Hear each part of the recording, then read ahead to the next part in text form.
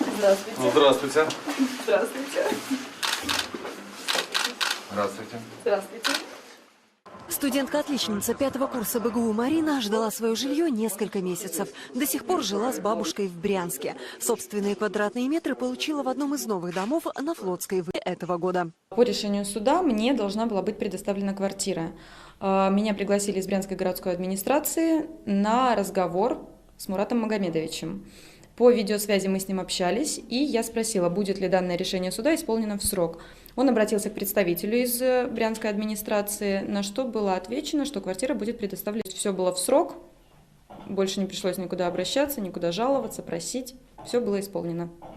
Высокие гости пришли к девушке не с пустыми руками, подарили необходимую в быту микроволновую печь. А глава региона от себя лично презентовал Марине смартфон ведущей марки. К слову, больше 200 миллионов рублей из федерального и областного бюджетов выделено в этом году на приобретение жилья для детей-сирот и детей, оставшихся без попечения родителей. Всего в регионе в этом году приобретено 133 квартиры для детей-сирот. До конца года по городской программе «Справить новоселье» еще 14 таких ребят.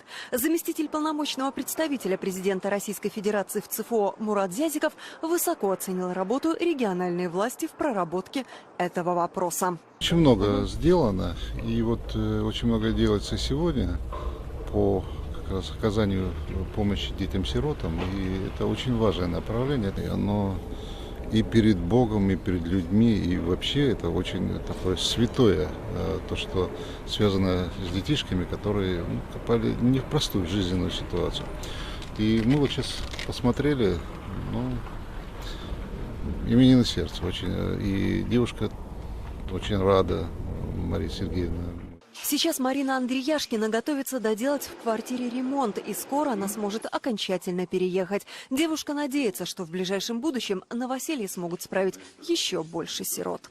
Татьяна Глазова, Владимир Сидоров. События, Брянск.